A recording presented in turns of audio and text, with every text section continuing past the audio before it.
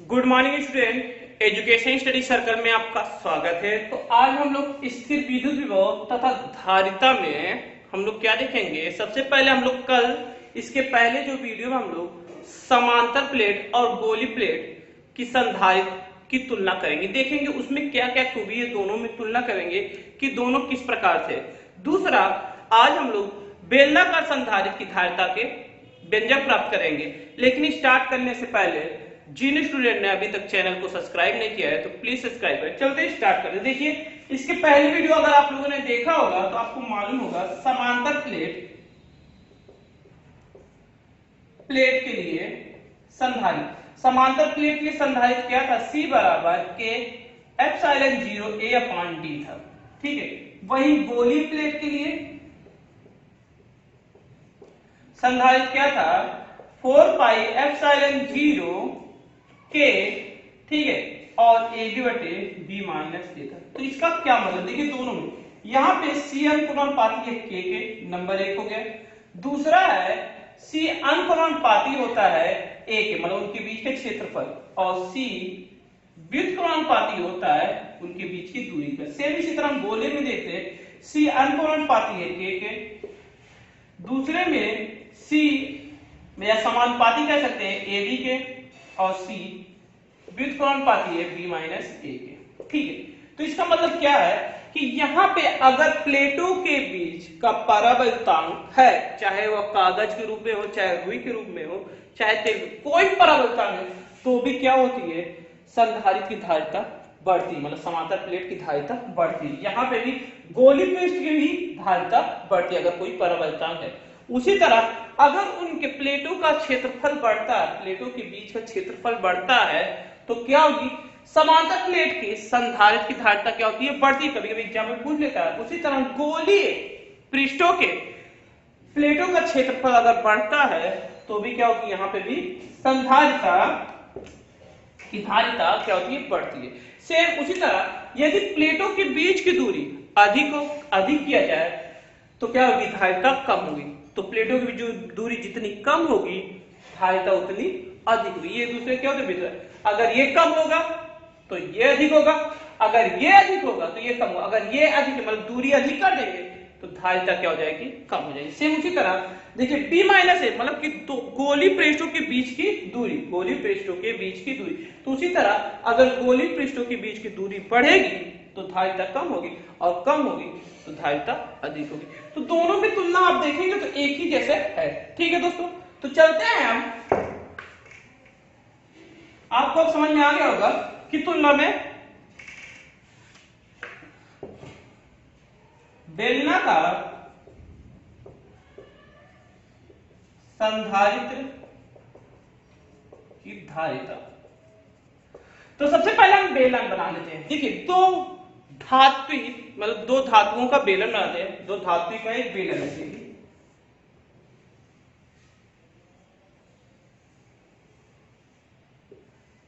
ठीक, इसी प्रकार एक और ले लेते हैं।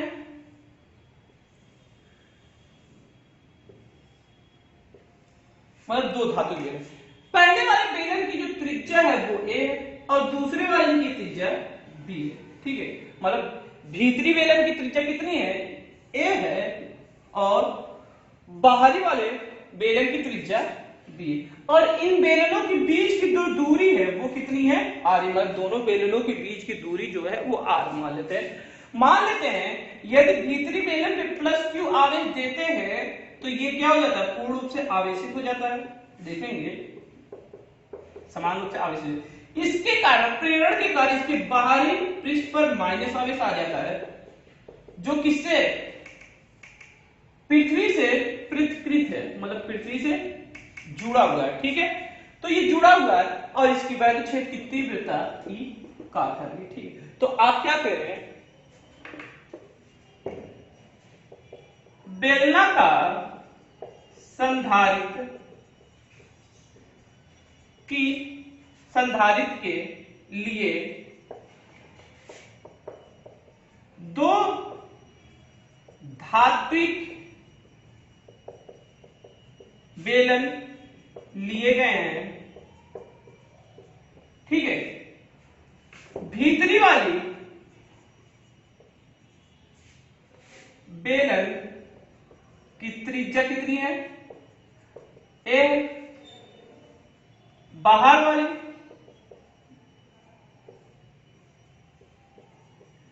बेलन की त्रिज्या बी है। ठीक है, सिंपल सा है, बी है। यदि भीतर बेलन पर प्लस क्यू आवेश दिया जाता है तो बाहर वाली बेलन पर प्रेरण की घटना के कारण, प्रेरण की घटना से माइनस क्यू आवेश उत्पन्न हो जाता है। तो माइनस क्यू आवेश उत्पन्न हो जाता तथा धन आवेश भूमि में पृथक्कृत हो जाता है। क्या हो जाता है, पृथक्कृत हो जाता है, पृथक्कृत हो जाता है, मतलब भूमि में क्या हो जाता है, पृथक्कृत हो जाता है। ये सिंपल सा है, भूमि में क्या हो जाता है, पृथक्कृत हो जाता है। देखेंगे इन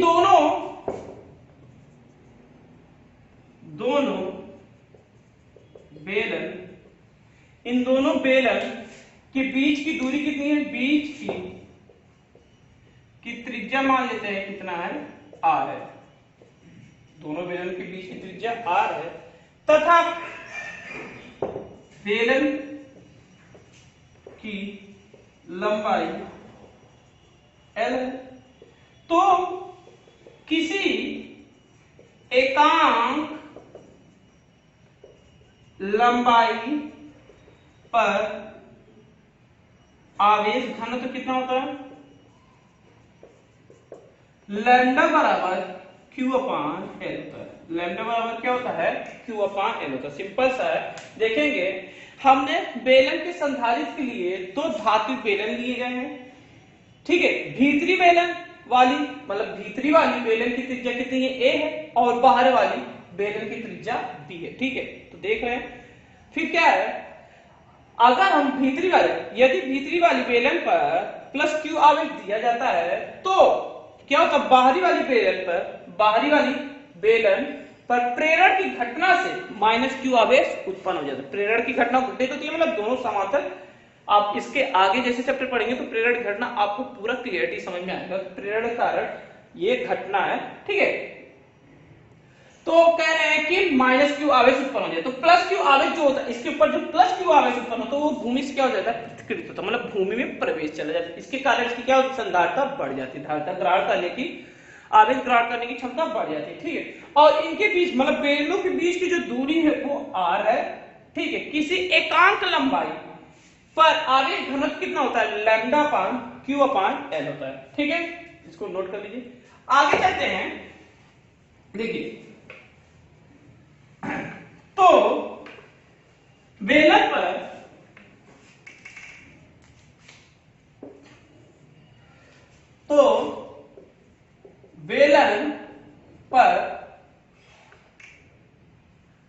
उत्पन्न वैद्युत क्षेत्र की तीव्रता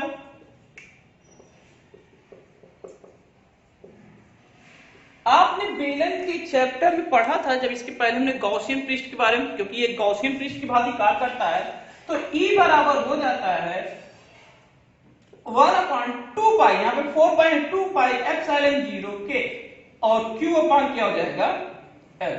क्योंकि क्या है, Q अपान L इसलिए ले रहे हैं, या तो हम इसीलिए Q अपान L स्क्वायर से लिख सकते हैं, Q अपान L। ठीक है, या तो आपको ऐसे नहीं समझ में आया तो ऐसे लिखिएगा, Q अपान L, नहीं तो यही हम सिर्फ लैम्डा दिखा देते हैं। अगर आपको लैम्डा दिखाना तो लैम्डा दिखा सकते हैं। ठीक है, तो ये होती है वैद्युत क्षेत्र की तीव्रता। लेकिन गॉसियन पृष्ठ में हमने बेलन के लिए बेलन की वैद्युत क्षेत्र की तीव्रता बराबर E बराबर होता था माइनस dV अपान dr। ठीक है, दोनों देखेंगे समीकरण एक, मान लीजिए इसको समीकरण दो, क्योंकि बेलन की वैल्यू क्षेत्र तीव्रता ये थी, तो dv अपान dr बराबर हो जाएगा लैम्डा का मान रख देंगे, क्या मान था q अपान m, तो यहाँ पे q अपान 2 पाई एप्सिलॉन 0 के l और ये हो जाएगा, ठीक है, ये माइनस का साइन, तो माइनस साइन यहाँ पे कर दे रहे हैं, फिर ये गुणा कर दीजिए तो क्या हो जाएगा dv बराबर माइनस q 2 पाई एप्सिलॉन 0 के l dr। तो बिंदु A से बिंदु B से बिंदु A तक ले जाने किए गए बिंदु B से मान लेते बिंदु B से A तक ले जाने में विभवांतर कितना होता है, v बराबर क्या होता है, v बराबर आपका तो क्या हो जाएगा, मतलब कि ले जाने में विभवांतर क्या हो जाएगा, टोटल आपका हो जाएगा, तो विभवांतर क्या हो जाएगा आपका, जैसे कि ये आप देख रहे हैं, तो v बराबर क्या होता है e इंटू, आपने पढ़ा है कि ये आपने तिर्यक पढ़ा तो विभवांतर क्या है, कुल विभवांतर कितना हो जाएगा ले जाने में, कुल विभवांतर समाकलन dv इंटू dr हो जाएगा, dv इंटू जैसे कि dv हो जाता है, सॉरी dv, तो कुल और कहां से हो जाएगा b अपान a, तो कुल विभवांतर ऐसे हो जाएगा, मतलब कुल विभवांतर समाकलन लेके जोड़ लेते, तो मान रख देंगे b का मान क्या हो जाएगा, समाकलन b से a तक अधिक से कम हो जाता, तो आप देखेंगे मान माइनस q अपान 2 पाई एप्सिलॉन 0 और यहाँ पे L भी होता है, क्या होता है L, क्योंकि यहाँ पे सॉरी R होता है, यहाँ पे R भी रख लीजिएगा R, तो क्या हो जाएगा एप्सिलॉन 0 के R dr, ठीक है, यहाँ पे R भी होता है, तो ये आपका है वैद्युत क्षेत्र की तीव्रता ये होती है, तो ये हो गया। अब हम क्या करेंगे, जो कॉमन उसको बाहर ले लेंगे, तो विभवांतर v बराबर हो जाएगा माइनस q अपान 2 पाई एप्सिलॉन 0 के, और यहाँ हो जाएगा b a 1 अपान r बटे dr, तो 1 अपान r बटे dr बराबर होता है log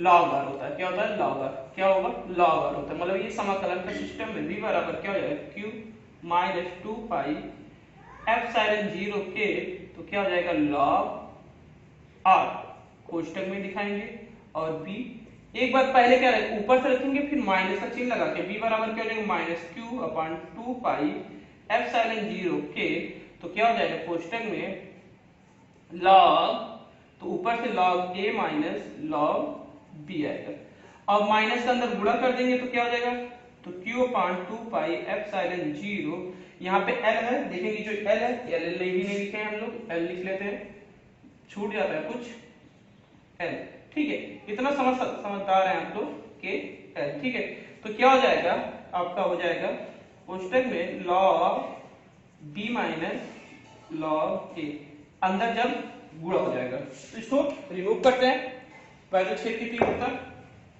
आपने पढ़ा होगा, ऐसा नहीं है कि आपको जानकारी नहीं है, ये सब जानकारी बहुत ही सिंपल, इसके पहले वीडियो हमने अच्छे से बताया था, आपको एक्सप्लेन भी किया था, तो वहां पे अब क्या हो जाएगा, तो विभवांतर v बराबर होगा, देखेंगे तो q बराबर हो जाएगा 2 पाई एप्सिलॉन 0 के l, ठीक है, और log को हम क्या लिख सकते हैं log, तो b अपान a, log को क्या लिख सकते हैं b अपान a, आपने फार्मूला पढ़ा है log m minus log n बराबर होता है log m अपॉन n, ठीक है, तो ये फार्मूला है, आप जानते हैं मैथमेटिक्स थोड़ा सा।